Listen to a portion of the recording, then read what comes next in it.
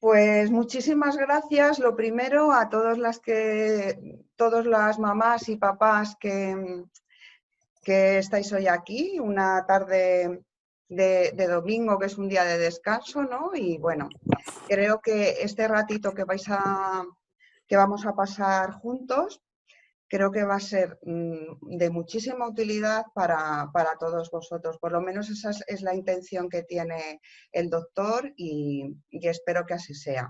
Como os decía, mi nombre es Chus, colaboro con Javier desde hace unos meses.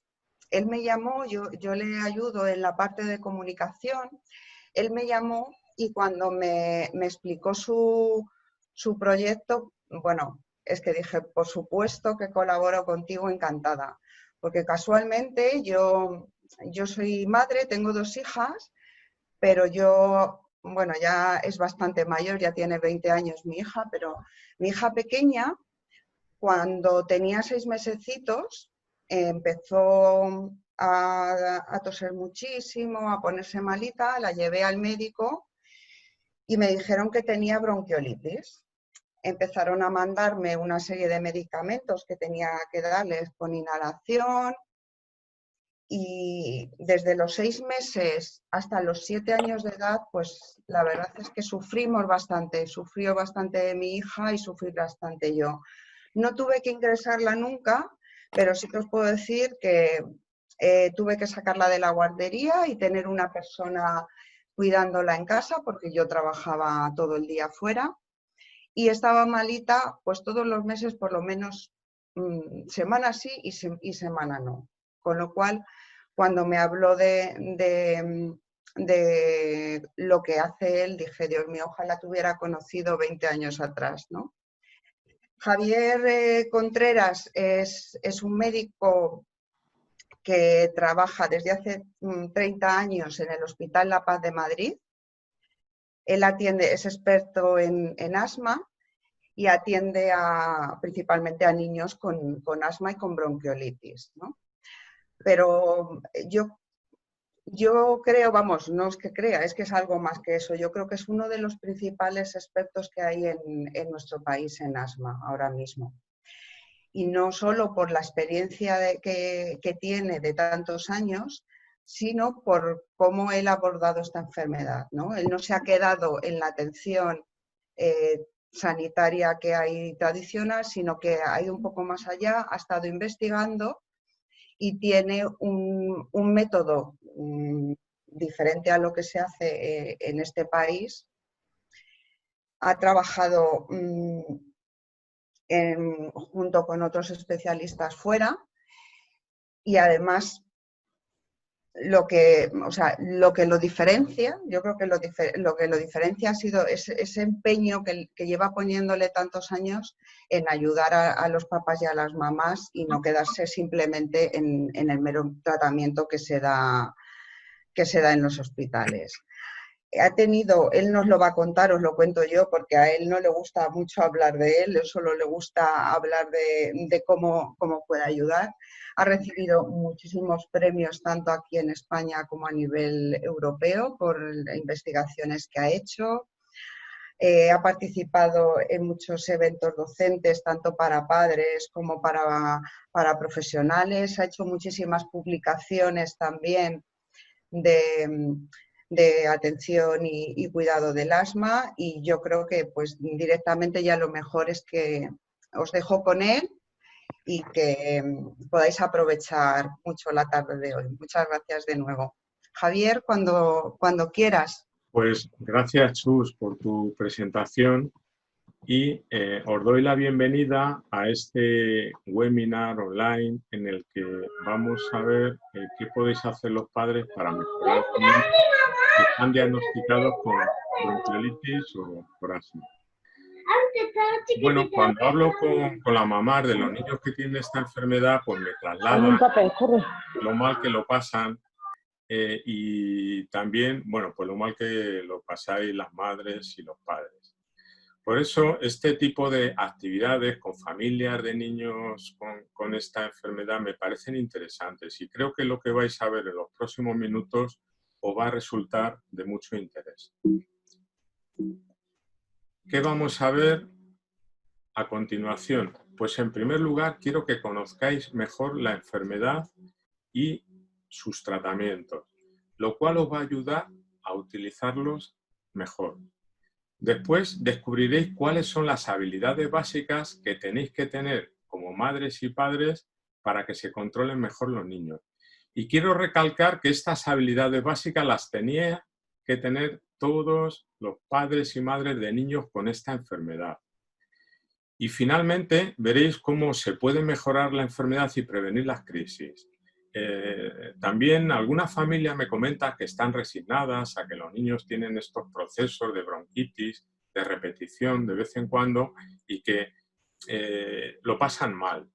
Pues veréis que la mayoría de estos episodios se pueden prevenir si hacemos las cosas de otra manera. Ya os ha dicho Chus que estoy trabajando en el Hospital La Paz pues desde hace un montón de años y en estos años pues he visto cientos de niños o posiblemente miles de niños con esta enfermedad. Y bueno, pues veo cómo lo pasáis los familiares. Bueno, pues me he focalizado mucho en el asma infantil, he intentado estar siempre a la última y ver qué medicaciones nuevas iban apareciendo, qué métodos nuevos, y descubrí que había unos hospitales en otros países que tenían mejores resultados que los que obteníamos nosotros. Y me las organicé para poder estar con ellos unas temporadas, para ver en directo con algunos de los mejores especialistas en asma infantil del mundo qué hacían ellos y que les producía tan buenos resultados y qué podría incorporar para traer a nuestro país.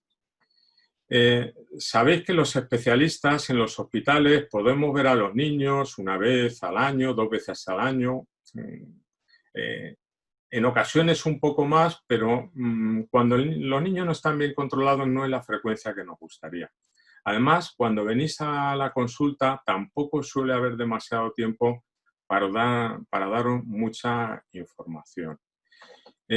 Lo que había visto yo en otras unidades es que proporcionaban mucha información a las familias, proporcionaban educación sanitaria. De hecho, por ejemplo, tenían enfermeras, educadoras en asma, otros terapeutas respiratorios que invertían mucho tiempo en estar con la familia y explicarles todo bien para que se pudieran implicar en el manejo de la enfermedad del niño y aprendiesen a prevenir las crisis. Nuestro sistema sanitario pues, está muy preparado para atender las crisis, pero implementar este tipo de programas preventivos no resulta fácil, no hay demasiados recursos. Por eso, pues, he organizado muchos cursos, jornadas con médicos, enfermeras, para formarles en el manejo de la enfermedad.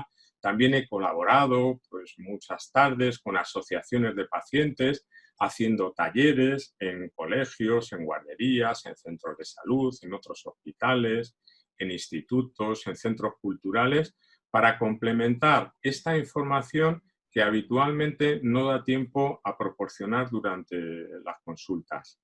Y también he elaborado materiales de educación sanitaria, he participado en la organización de campamentos para niños con asma en los que intentamos hacer un programa educativo con ellos para, según su edad, ellos aprendan a reconocer sus síntomas, que se impliquen también y ayuden en el manejo de la enfermedad para que puedan ser más autónomos. Pero como os digo, nuestro sistema sanitario está bastante saturado y bueno, es difícil que los hospitales públicos o los privados pues implementen este tipo de intervenciones. Por eso en esta última etapa he creado el proyecto Asmalogía Infantil para ayudar a las familias de niños con asma a que aprendan a controlar la enfermedad mejor de sus hijos. Y últimamente, pues también he incorporado las nuevas tecnologías pues para que no se beneficiasen solo aquellas familias que viven físicamente en Madrid. ¿Y qué debéis saber los padres de los niños con esta enfermedad? Pues la guía de manejo del asma, la guía española de manejo del asma, nos marca una hoja de ruta con una serie de informaciones y habilidades básicas que tendríais que conocer todos los padres de niños con esta enfermedad. También en España tenemos toda esta información. Otra cosa es que se haga o no se haga. Por eso, aquí tenéis estas 9 habilidades que tienen que conocer todos los cuidadores de niños con asma y os invito a que reviséis si os las han enseñado y si las conocéis. Las vamos a ir viendo una a una. La primera es conocer que el asma es una enfermedad crónica y que necesita un tratamiento continuo aunque no tenga molestias. Y antes quiero aclarar unos términos que pueden inducir a confusión.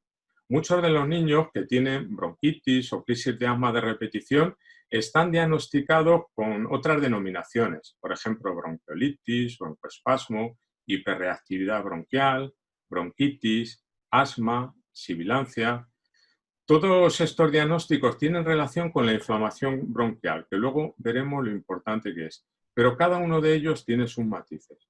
Por ejemplo, hablamos de asma para niños que tienen 2 o 3 episodios o más cada año.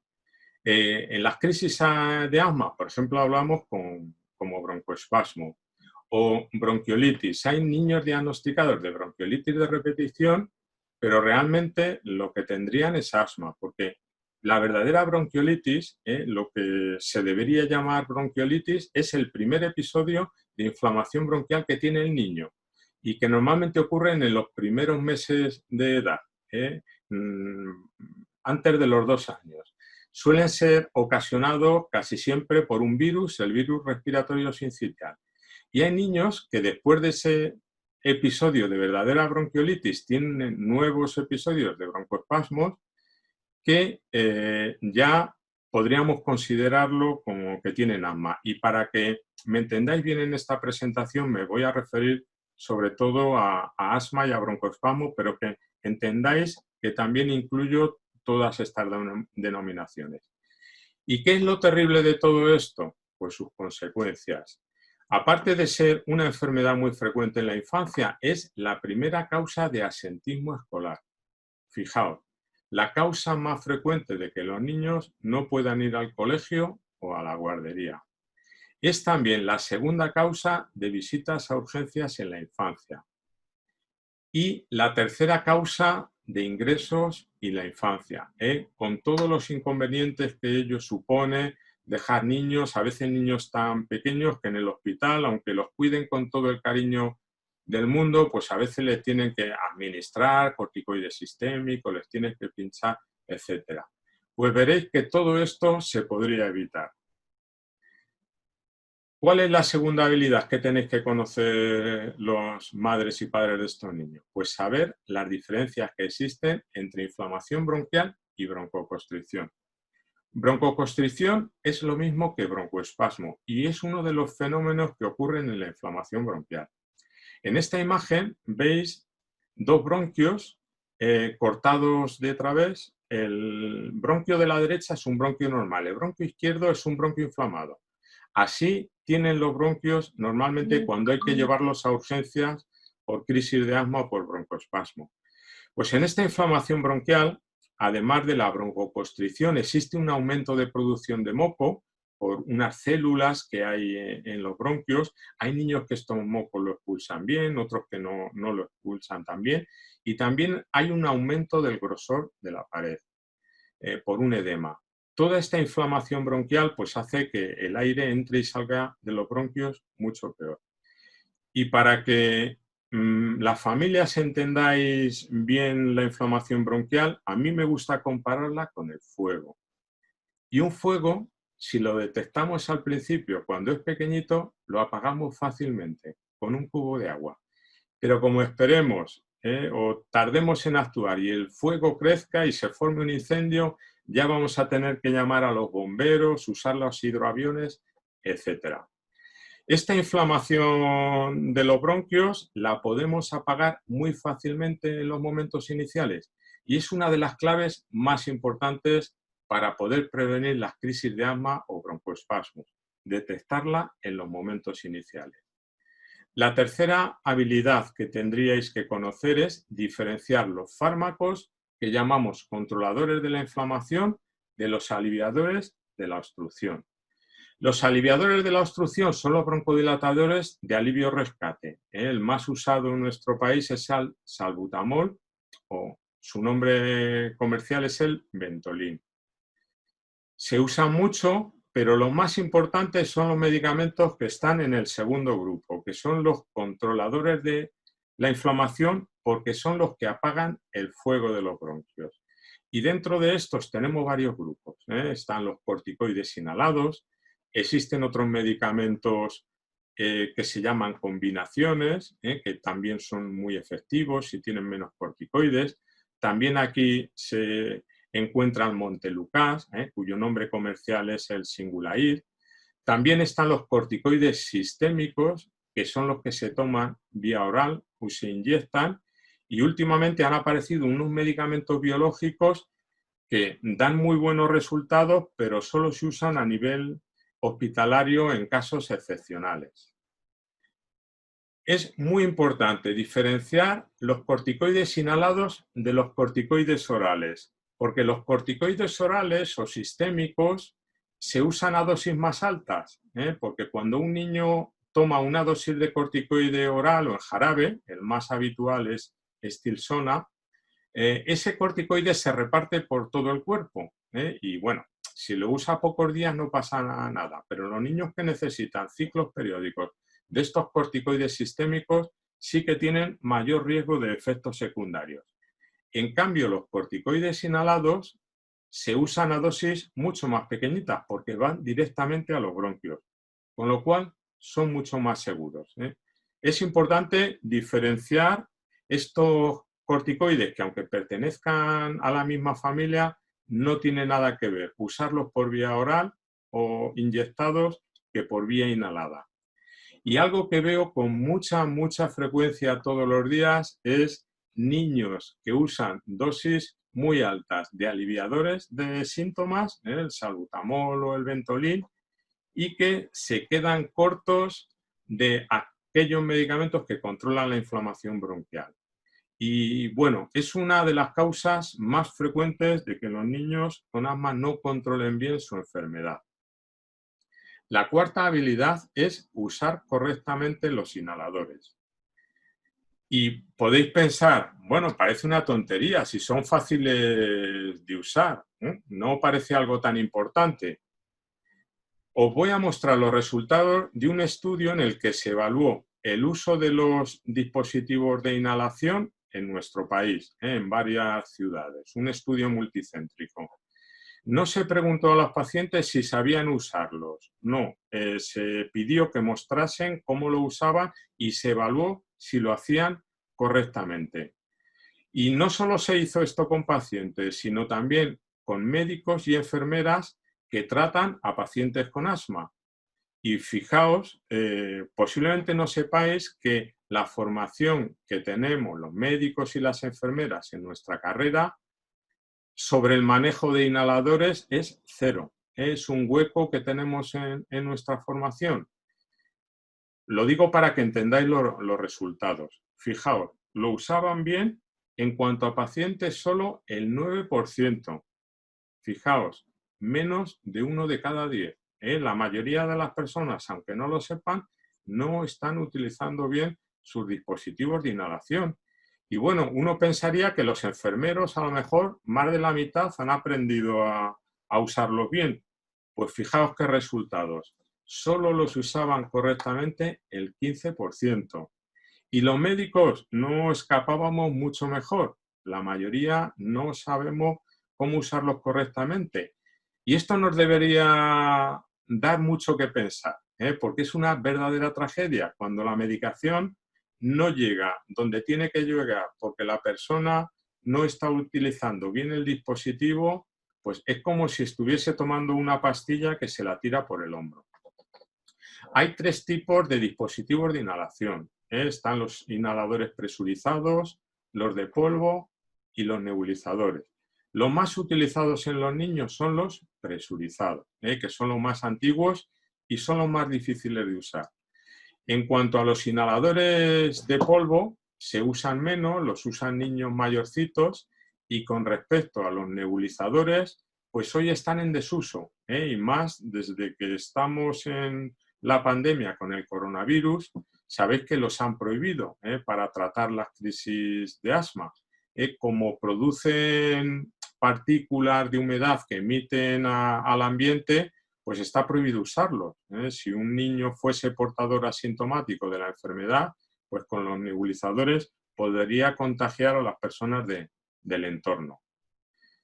Y fijaos en esta imagen la diferencia que hay en cuanto a llegada a los pulmones cuando se utiliza correctamente un dispositivo de inhalación o no, o cuando el niño está utilizando un dispositivo de inhalación adecuado para su edad o no. En la imagen de la derecha, un dispositivo bien utilizado, pues produce mucho depósito pulmonar del medicamento. En la imagen de la izquierda, llega mucha menos medicación al pulmón, se queda gran parte de la medicación en la garganta que se traga con la saliva y es una medicación que se pierde. En cuanto a las cámaras de inhalación, los inhaladores presurizados se deberían usar con cámara de inhalación siempre, pero tanto los niños como los adultos. Cámaras hay de muchos tipos y no todas tienen la misma eficiencia. Por eso, los niños que no tienen bien controlada su enfermedad deberían usar cámaras que sean eficientes y, sobre todo, cámaras adecuadas al tamaño de su cara y a su edad. Estos son los dispositivos de inhalación en polvo más usados en los niños, el Turboaler y el Acuhaler, que son más fáciles de usar y como se usan menos no les voy a dedicar mucho tiempo. Y ahora os propongo un ejercicio, paramos y podéis contestar por el chat. Aquí veis las fotografías de dos niños usando dispositivos de inhalación.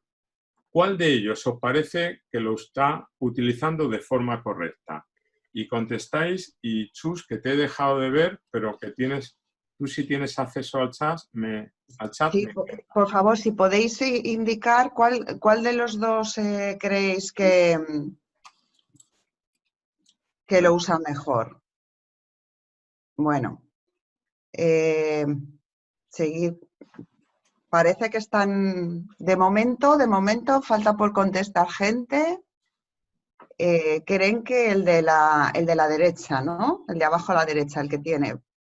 Sol sí. No sabe. Pero bueno, la mayoría piensan que Javier, que es el de la cámara.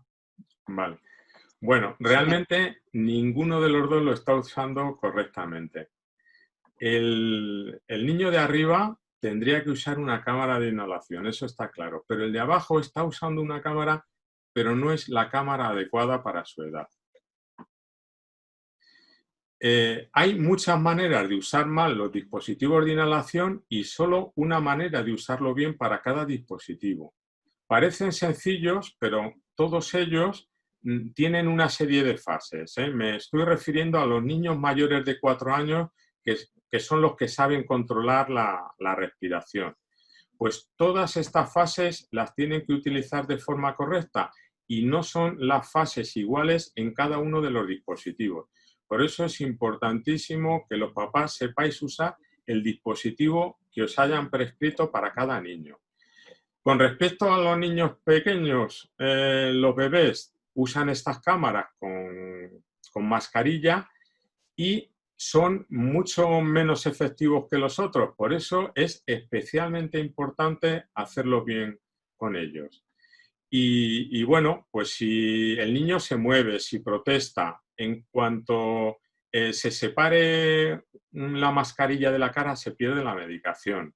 Y también tiene que ser una cámara adecuada al tamaño del niño y una cámara de doble mecanismo valvular, con una válvula de entrada y otra de salida del aire, que no se usa mucho, pero con estas válvulas podéis supervisar si el niño está inhalando correctamente o no. Y algo que veo continuamente es que cuando no se utilizan bien los dispositivos de inhalación porque no se lo han enseñado o se lo han enseñado de forma incorrecta, es una de las causas más frecuentes de que se fracase en el control de la enfermedad. Se deberían prescribir los inhaladores solo después de comprobar que la persona utiliza una técnica correcta. Y esto no lo digo yo, lo dice la Guía Española de Manejo del Asma. Y ojalá en nuestro país también se implantase la figura de la enfermera educadora en asma como existen en otros países. Las habilidades 5 y 6 son reconocer los síntomas de la enfermedad y identificar y evitar en lo posible los desencadenantes. La inflamación, que es la responsable de los síntomas, y los síntomas más frecuentes en los niños son dificultad respiratoria, ruidos torácicos, que a veces se oyen simplemente sin el fonendoscopio.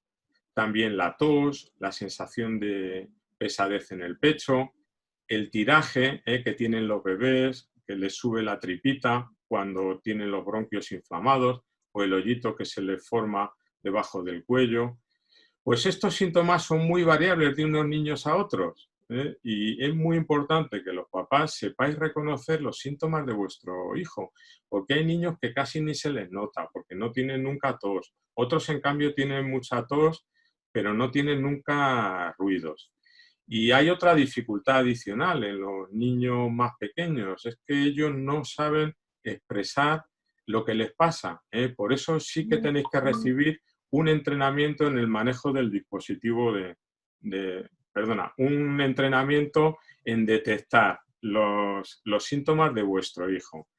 Con respecto a la identificación de los posibles desencadenantes, pues los más habituales son las infecciones respiratorias, sobre todo en los niños menores de 4 años, aunque pueden desencadenar crisis de asma en cualquier edad. Otros desencadenantes son la exposición al humo del tabaco, la contaminación a productos químicos, el hacer ejercicio. En algunos niños simplemente con eso se les desencadenan los síntomas de asma. Y también pues las alergias respiratorias, normalmente en niños un poco mayorcitos, por alergia a los pólenes, a los ácaros, a los animales domésticos. También, como cambia tanto de unos niños a otros, debéis saber cuáles son los desencadenantes de vuestro hijo.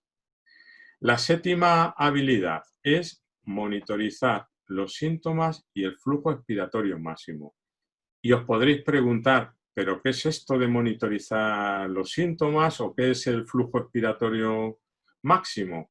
Fijaos, esto se puede hacer con un dispositivo que es como un termómetro del asma.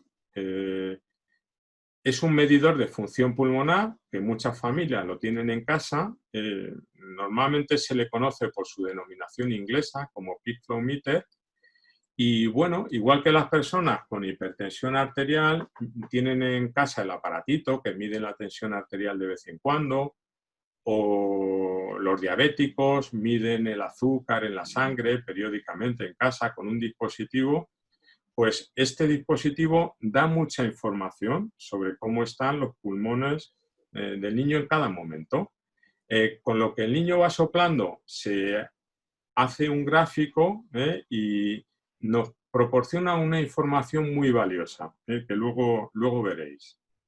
No sé si... Disculpa, Javier, conocéis. me gustaría preguntar si la gente lo tiene, ha oído hablar de este aparato que se usa en los hogares. Si podéis decirnos.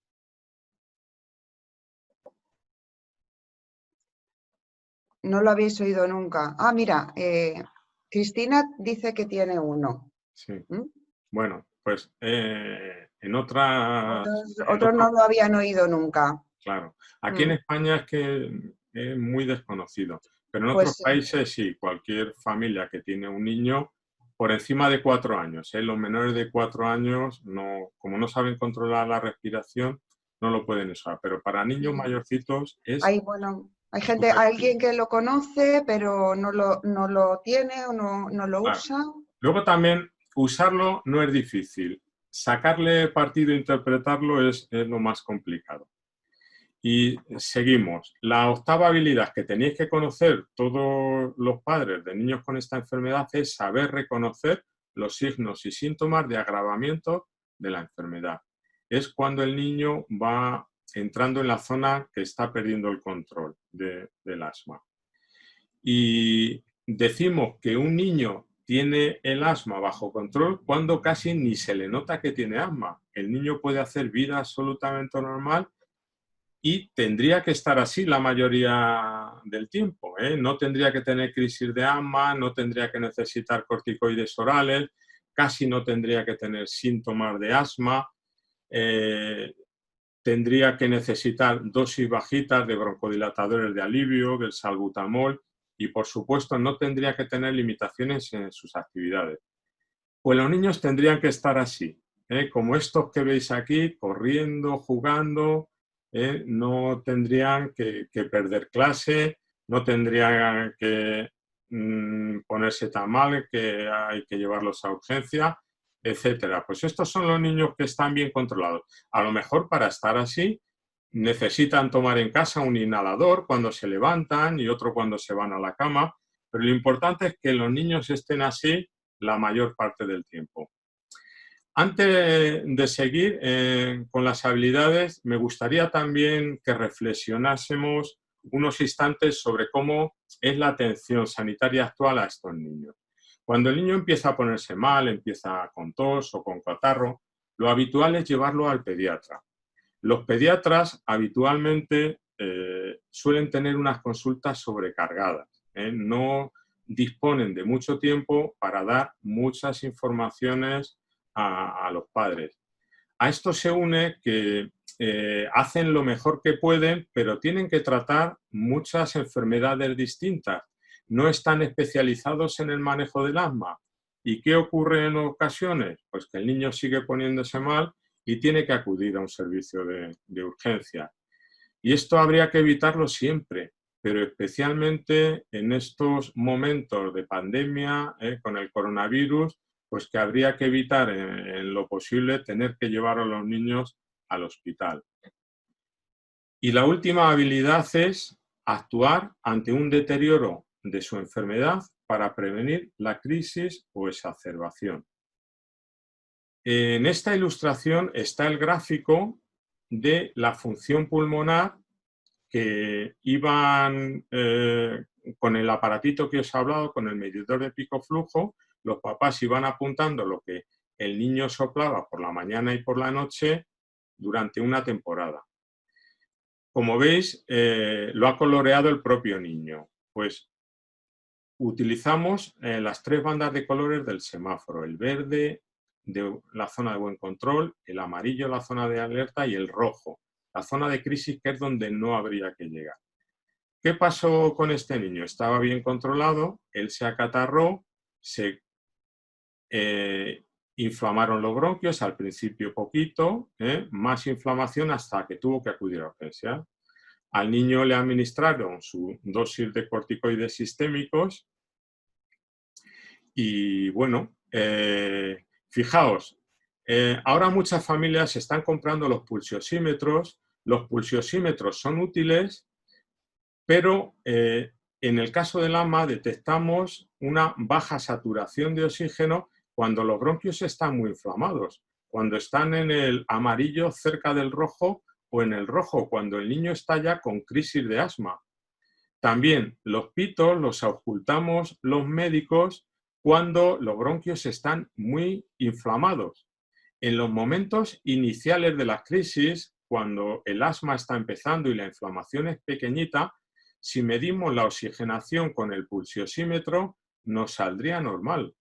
O si les llevamos a consulta que les oculte el médico en estos momentos iniciales no detecta esta pequeña inflamación bronquial y sería donde habría que actuar. Por eso es importantísimo el saber utilizar este dispositivo para prevenir las crisis. Estas zonas de colores son distintas para cada niño, es lo difícil establecerlas porque depende de muchas variables, del tamaño del pulmón del niño, de la edad, de la talla. Bueno, pero sí que es otra de las claves importantes para poder prevenir las crisis de asma. Y ahora seguro que os estáis haciendo muchas preguntas, pero ¿y cómo hacemos todo esto? Pues con los buenos resultados que he visto en los hospitales del extranjero, tengo claro que necesitamos en nuestro país un nuevo modelo de atención sanitaria al asma. Y hacer muchas de las cosas que he visto hacer allí y que nos indica la Guía Española de Manejo del Asma que tendríamos que hacer. Gastar tiempo en educar, en informar a los padres y hacer que participéis en el manejo de la enfermedad de vuestros hijos. La asistencia tendría que partir de un especialista. Estos niños pues tienen que ver los verdaderos especialistas en asma.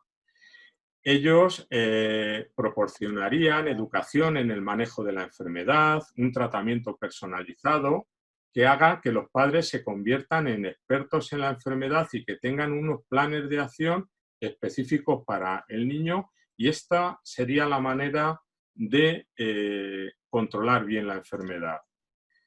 ¿Y qué es ser padre experto?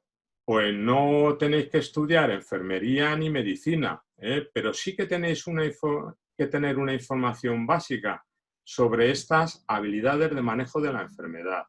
Importantísimo, que use correctamente los medicamentos y los dispositivos de inhalación, que sepáis reconocer los síntomas y los desencadenantes del niño, que sepáis monitorizar los síntomas y signos de la enfermedad y los empeoramientos. En definitiva, que participéis en el control de la enfermedad y que os impliquéis de forma activa en la prevención de las crisis. ¿Y hay que hacer un tratamiento a la medida? Cada niño es distinto. Hay niños que responden a unos tratamientos, hay niños que responden a otros. Hay que encontrar los que son más eficaces para él. También, a veces un mismo medicamento a un niño le produce efectos secundarios y otro lo tolera muy bien. Y esto de usar protocolo, pues para todos los niños de 10 meses este tratamiento, o para todos los niños de 2 años el siguiente protocolo. Hay que particularizar esos protocolos para las necesidades de cada niño y elegir aquellos medicamentos más eficaces y más seguros para cada uno, que sean los dispositivos más adecuados para él, con unas pautas de administración claras para el niño y con un tratamiento escalonado de la inflamación bronquial, con escaloncitos, con medicamentos antiinflamatorios progresivamente crecientes para evitar las crisis y evitar que el niño tenga que usar corticoides sistémicos. Y ahora hay otra herramienta muy útil que nos recomienda la guía GEMA y que utilizan en estas unidades pues, que tienen tan buenos resultados en los niños con asma, que es la utilización de planes de acción para controlar la enfermedad. ¿Qué es un plan de acción? Es un conjunto individualizado de instrucciones que incluye los tratamientos de mantenimiento, los que alivian los síntomas, los que habría que incrementar para prevenir las crisis. También en el plan de acción el médico debe dejar indicadas cuáles son las señales de alarma para cada niño, las que indican empeoramiento y que se acerca la crisis.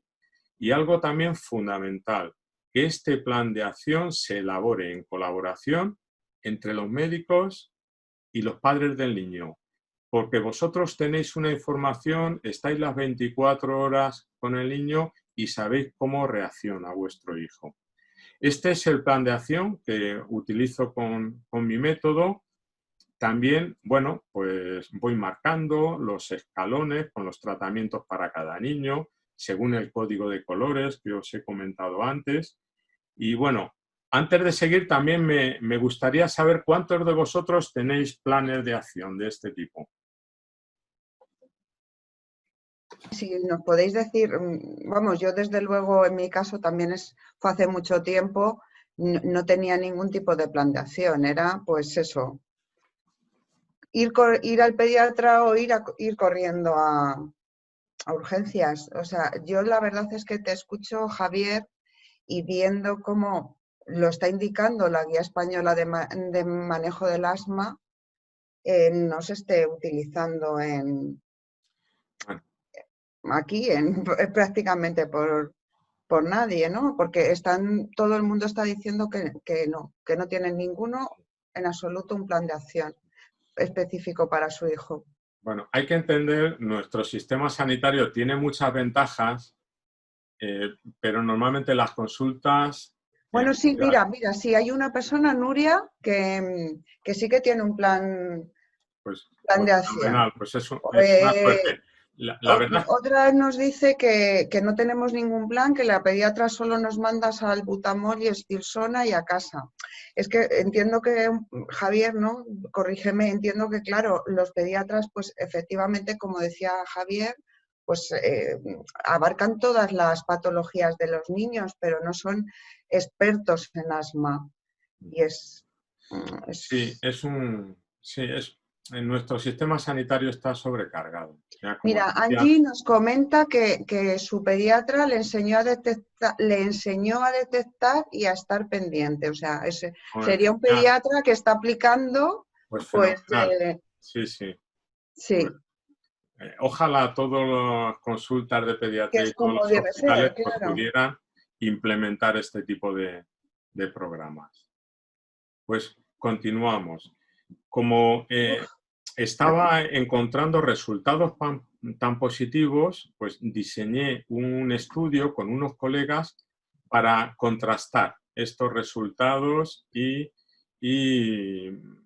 poder basarlos en la evidencia.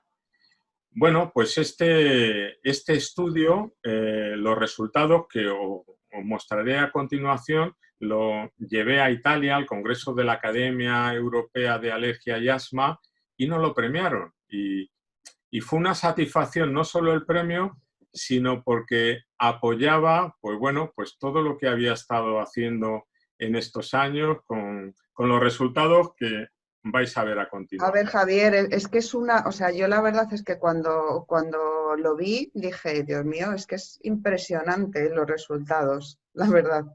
Pues mira, para que lo veáis.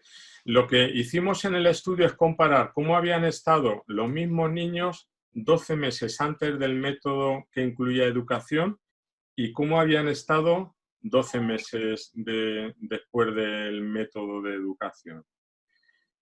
Con respecto a las urgencias por asma, pues se pasaba de una media de 6,4 días a una media de 0,3 días. Y sabéis, como he comentado al principio, que es una de las causas más frecuentes de visitas a urgencias en pediatría. Pues con este método eso lo podríamos solucionar. Con respecto al asentismo escolar, que también visteis al principio que era la causa más frecuente de pérdida de días de colegio en la infancia y pérdida de días de guardería, pues se pasó de una media de 34,7 días a una media de 1,1 día. Y sí que me han dicho algunas familias que, claro, como el niño no se controlaba bien, pues que los propios médicos le indicaban que lo sacase de la guardería y bueno, pues esto a veces es posible, pero en otras familias pues no hay a lo mejor unos abuelos, unos cuidadores que puedan cuidar al niño. Por esto es importante que con este método pues los niños pueden volver a la guardería. Con respecto al uso de corticoides sistémicos, que sabéis que son los peligrosos, no por usarlos una vez, son los niños que necesitan periódicamente ciclos de corticoides sistémicos, como el que comentaban antes, estilsona, zamene, prednisona, pues se pasó de una media de 26,1 días a una media de 1,2 días.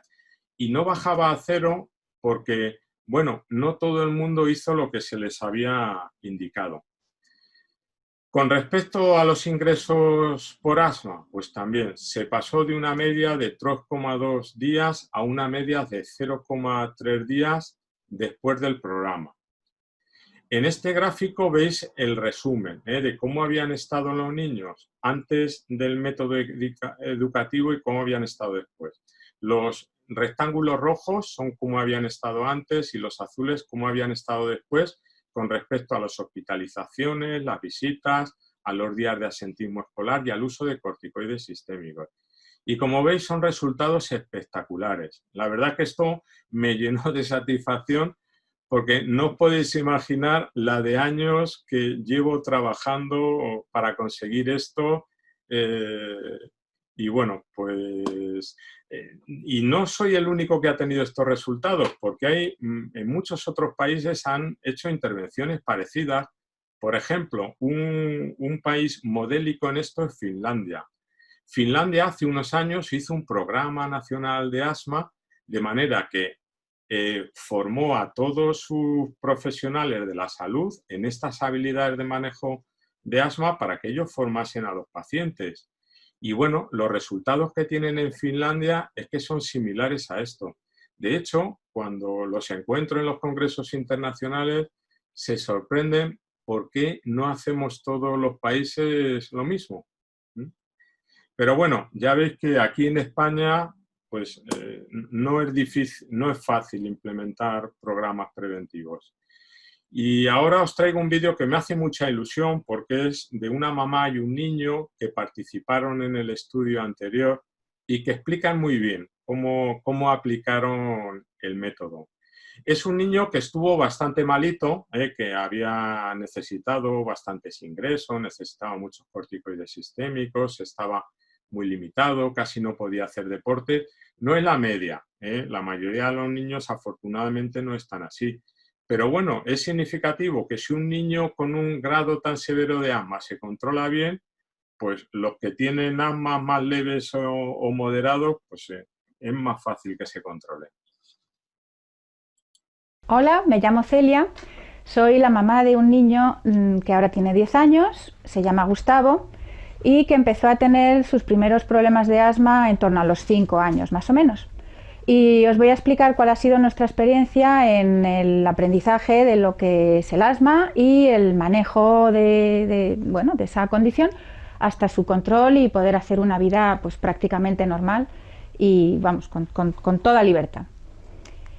Gustavo empezó a tener sus primeros episodios de lo que entonces nos decían los médicos que era broncoespasmo en torno a los 4 o 5 años. Lo que le ocurría era pues, que se ponía malito y tosía mucho, incesantemente. Era una tos que no podía refrenar ni reprimir y acudíamos a urgencias y efectivamente lo auscultaban, le medían el oxígeno tal cual y el niño pues sí venía con pitos, con un poquito de déficit. Le aplicaban las medicaciones en urgencias, broncodilatadores, corticoides primero orales para que tuvieran bien efecto y nos mandaban para acá.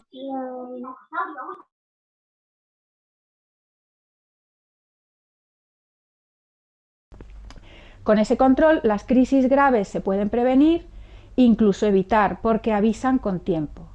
Es decir, si yo hubiera sabido 2 años antes que cuando mi hijo salía del colegio con esa tos incesante que había que acudir a urgencias y le tenían que entubar prácticamente, si yo hubiera conocido el sistema que ahora voy a explicar antes, probablemente una semana antes yo ya me habría dado cuenta de que los pulmoncitos de Gustavo se estaban poniendo regulín, pero como yo no lo sabía y el asma está por dentro y no te avisa, pues como no lo sabía, hasta el final no lo veía y se producía la crisis grave.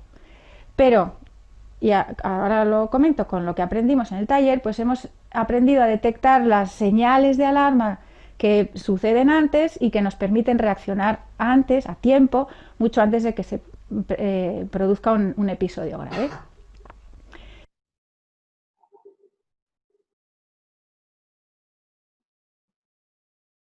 La primera lección técnica que sacamos del taller fue el uso de la medición del peak flow, que es el pico expiratorio máximo, creo, el flujo expiratorio máximo del niño en casa. Y aquí voy a pedirle a mi hijo que sea él el que lo explique porque lo sabe muy bien y es el que lo hace. Hola, me llamo Gustavo, tengo 10 años y soy un niño asmático. Pues aquí tengo un peak flow meter que es para controlar el asma en casa. Entonces, por aquí soplas, entonces esta cosita se mueve y te marca aquí una medición. Entonces, la medición hago 3 soplidos y marco el mejor. Y esto me sirve para saber qué tal estoy. Entonces, cuando voy a soplar, pues eso se ha movido y marca ahí 270. Entonces, en un gráfico que lo veréis por aquí, pues que ahí los puntitos o líneas son son las puntuaciones que he ido haciendo, que ahí veis los numeritos y las rayitas, y la zona verde, que es en la que suele estar, es que estoy bien, que estoy controlado y que no hay que hacer mucho.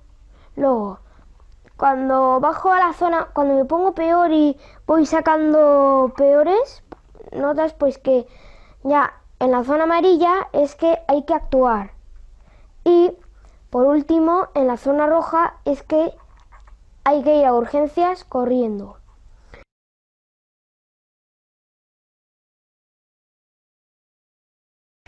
Gustavo sigue siendo asmático y teniendo sus episodios, pero los controlamos. Tenemos el apoyo de los médicos y el niño hace una vida, yo diría más que normal, ¿no? Es un apasionado del deporte. El deporte lo va a contar Gustavo. Que también hago torneos interescolares de gimnasia deportiva, también nado, porque me encanta, y también he hecho alguna competición de natación en mi gimnasio y quedé segundo. ¿Y cuántas medallas tienes? Y tengo muchísimas medallas.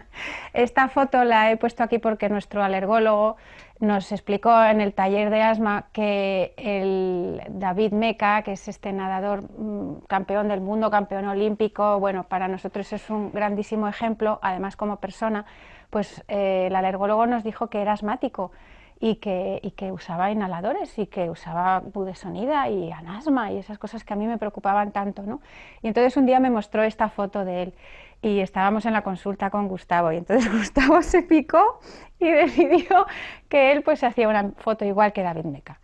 Y nada, pues esta es nuestra experiencia y esperamos que pueda servir a más niños, a más familias y a seguir adelante con la formación sanitaria porque de verdad que es utilísima y bueno, pues a nosotros nos ayuda a superar, a hacernos más fuertes y a disfrutar de la vida con todo esto.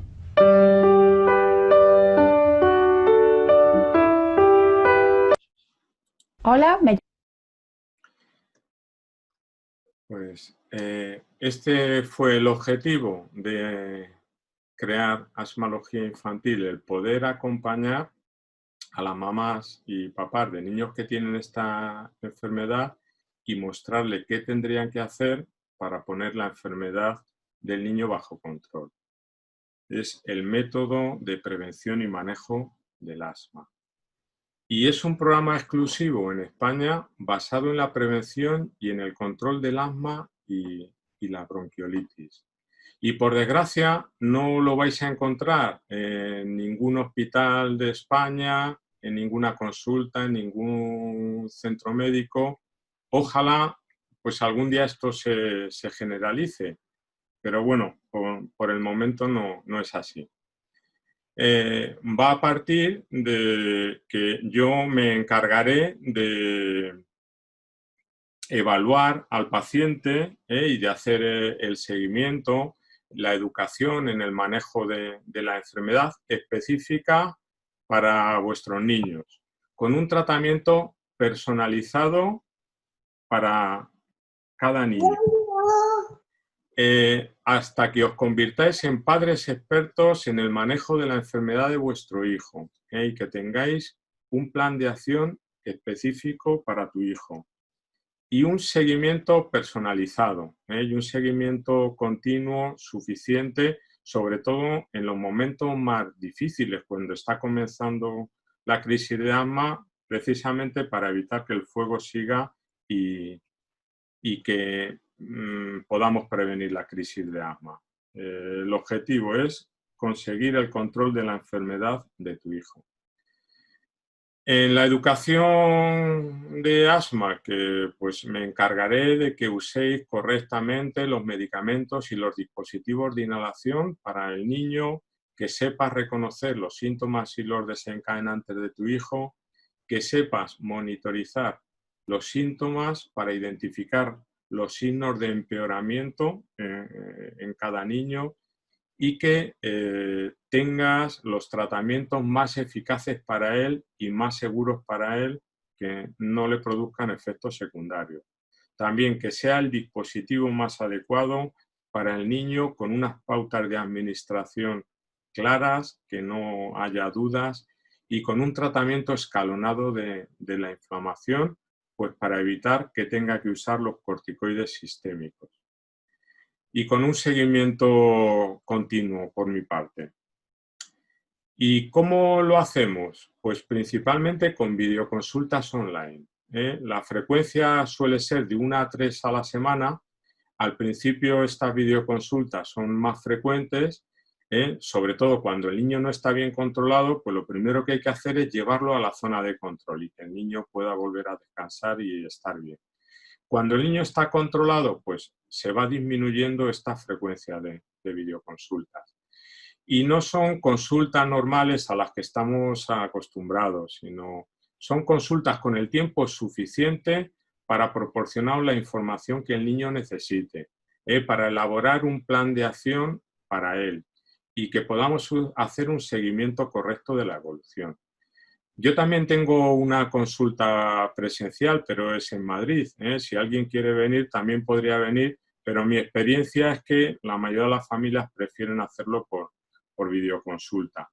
Y bueno, en algunos casos también puede ser necesario pues, el hacer consultas urgentes o a través de WhatsApp.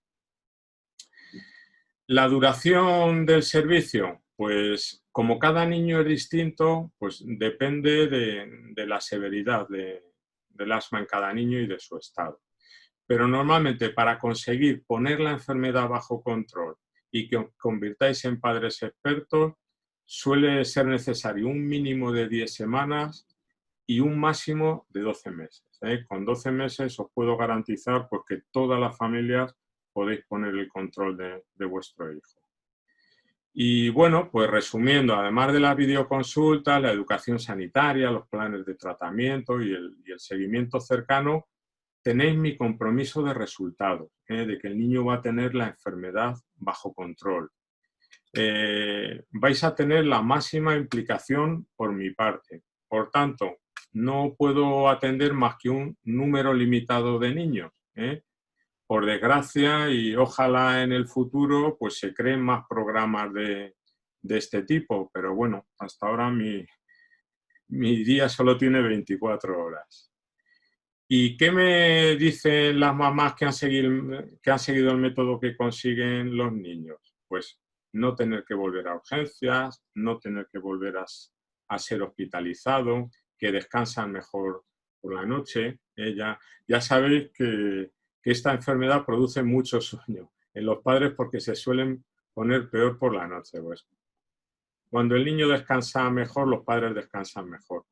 También que el niño pueda correr, que no falte al cole, que no tengáis que llevarlo tanto al pediatra de atención primaria ni llevarlo tanto a los especialistas y que el niño pueda hacer vida normal, lo mismo que hacen los otros niños de su edad. ¿Y qué me dicen los padres y madres que han seguido el método? Pues sobre todo que alcanzan una gran tranquilidad, que saben que el niño no les va a dar sustos y que si en algún momento se pone mal, ellos han aprendido a saber cómo resolverlo. Ya os digo, al principio hace falta ayuda, pero la idea es que los papás aprendáis a hacerlo solo y aprendéis el 100%. Y que el niño cuando crezca tendrá los pulmones sanos porque utilizaremos medicamentos porque no tienen prácticamente efectos secundarios. También os decía antes que me comentan mucho las madres el sueño que pasáis cuando hay que llevar al niño a urgencias o cuando en casa está mal, que a veces os tenéis que levantar para ver cómo respira el niño y cómo va uno a trabajar al día siguiente después de haber pasado unas cuantas noches así. También sentiréis que vuestro hijo no necesita tanta atención con su enfermedad, con lo cual vais a poder disfrutar más de él y vais a tener más tiempo para los otros niños, los que tengáis o para vosotras. Y también no tendréis que insistir tanto en la escuela o en la guardería para que estén pendientes o para que os llamen en momentos intempestivos que tengáis que dejar el trabajo e ir a recogerlo para llevarlo a urgencias. Y aquí tenéis las experiencias de unas mamás que han trabajado el método recientemente y bueno, aunque son niños también que en general han estado bastante malitos, que no son la media, pero bueno, os pueden servir para haceros una idea, que si estos niños estando así se han controlado bien, pues los vuestros mejor. Llegamos al momento en el que nos dicen que eso es asma y entonces pasábamos mucho tiempo, noches en urgencias, o sea, no es una exageración. Y me consta que en nuestro caso no es un caso aislado. A día de hoy conozco a unas familias que viven en este sin vivir, ¿no? Y cuando les cuento a la situación de Iker y la evolución y el cambio, pues no se lo creen y están haciendo lo posible para poder cambiar de ese sistema, vamos a llamar, tradicional hasta ahora a uno como este que trabaje desde un enfoque preventivo y con otras miras. Este semáforo, a nosotros nos da la vida, literalmente es vital para nosotros. Es el semáforo de la vida para nosotros. Podemos echar un vistazo rápido y saber cómo lleva la semana, cómo lleva el mes y saber, por ejemplo aquí, levanta la oreja. Tienes que reajustar a lo mejor las dosis porque no queremos llegar al rojo. El rojo es hospitalario. Encantados. O sea, el niño no ha pisado urgencias, no ha pisado el centro de salud, de verdad. O sea, no ha pisado nada. El niño es el único niño que no ha faltado en la escuela infantil. El niño come más, tiene otro carácter. Quiere decirte, o sea, al final yo creo que esto implica en un montón de procesos de su vida, ¿no? Duerme mejor, se puede relacionar con más niños, va a la escuela, último año, tiene que aprender millones de cosas, entonces está veniendo muy bien. Y por eso te decía, es como mágico. Un poco desesperadas con la situación. Y allí te conocimos a ti, conocimos a un equipo que estuvo pues hablándonos de todas las crisis que suelen tener los niños, qué cámaras son las que hay que utilizar, cómo usar los dispositivos, cómo se pueden prevenir las crisis y claro, en ese momento los ojos te hacen chiribitas porque no te lo crees. Yo tenía gente detrás mío que decía, sí, yo acudo a la consulta del doctor y esto es verdad. Cuando lo encuentras dices, soy una afortunada, mira dónde he llegado, lo que he encontrado, lo que comentábamos antes, cuando afortunadamente las tres, si estamos aquí es porque hemos encontrado eso que ha sido la formación y que ha sido un antes y un después, porque con distintas situaciones las tres hemos pasado por lo mismo, ingresos permanentes o ingresos o una UCI y una vez que empiezas a hacer lo que te han enseñado no vuelve a haber ingresos, puede haber alma, pues claro, porque el alma está, pero se trata, lo controlas, apagas. Bueno, pues supongo que os estaréis haciendo muchas preguntas y antes de pasar a las preguntas que podéis escribir en el chat, voy a contestar algunas de las preguntas que me hacen con más frecuencia. Por ejemplo, me preguntan, ¿seré capaz yo de aprender estas habilidades? Sí, el 100% de las familias son capaces de aprenderlas. Depende más de la motivación y de la implicación por vuestra parte que de la dificultad. Veréis cosas que no son especialmente difíciles, pero sí que os las tienen que enseñar y adaptar a vuestro hijo. También, ¿cómo es posible que pueda tratar a mi hijo sin verlo en consulta presencial? Bueno, en las consultas médicas hablamos sobre todo con vosotros, evaluamos cómo está el niño, preguntamos muchas cosas, las respuestas a los tratamientos. Realmente lo único que no podemos hacer en la consulta es ocultar. Y bueno, ya habéis visto con el dispositivo que os he mostrado antes, con el Peak Flow Meter, es que nos da una información más valiosa que que la ocultación en el caso de los niños con asma. Yo he tenido familias que no he visto nunca presencialmente, que viven en otras ciudades, incluso que viven en otros países y se controlan igual de bien. También, ¿no será mucha tarea llevar el registro y el control del niño? Realmente hacen falta 2 ratos al día. Normalmente cuando el niño se levanta, pues utilizar el medidor de peak flow es 1 minuto o 2. Luego, si el niño tiene que usar un inhalador, pues también se tarda muy poco, 2 o 3 minutos. Pero sí que hay que tener una constancia y dedicar este tiempo por las mañanas y por las noches todos los días. Últimamente, pues la telemedicina se está facilitando las cosas. Y bueno, estoy haciendo una colaboración con una empresa inglesa que tienen un medidor de peak flow electrónico. Estoy evaluándolo, pero me permite, por ejemplo, poder ver cómo ha estado el niño desde mi ordenador, ver si, por ejemplo, el niño mayorcito y no se ha dado cuenta que va soplando menos o va utilizando más salbutamol, pues yo lo detecto y me puedo poner en contacto con la familia por si a ellos les ha pasado desapercibido. ¿El programa puede realizarse en bebés pequeños? Pues sí. Lo único es que hay que hacerlo de otra manera. Pero los bebés lo pasan muy mal. Es muy frecuente que tengan broncoespasmos periódicamente. Y además, si esto comenzamos a hacerlo cuando son bebés, se va a ahorrar muchos años de sufrimiento posterior. Supongo que ahora os estaréis preguntando pues, qué hacer si el niño comienza con tos, quizá en algún momento haya que llevarlo al pediatra. Y ya os digo, los pediatras hacen lo que pueden, pero en algunas ocasiones pues tenéis que llevarlo a urgencias o incluso tenerlo que ingresar. Pues todo esto hoy se podría evitar. Por eso quiero trasladaros un mensaje de tranquilidad. Quienes habéis asistido a este webinar, podéis reservar una sesión de evaluación conmigo. Por supuesto, es gratuita y sin compromiso. Podemos hablar despacio de las dudas que tengáis. A mí me permitirá también evaluar cómo ha estado vuestro hijo y si el método le puede ayudar. Y bueno, esta sesión de evaluación la tendríais que reservar con un enlace que va a poner Chus en el chat. Y nada más, os agradezco vuestra atención y si tenéis alguna pregunta, pues encantado de poderla solucionar.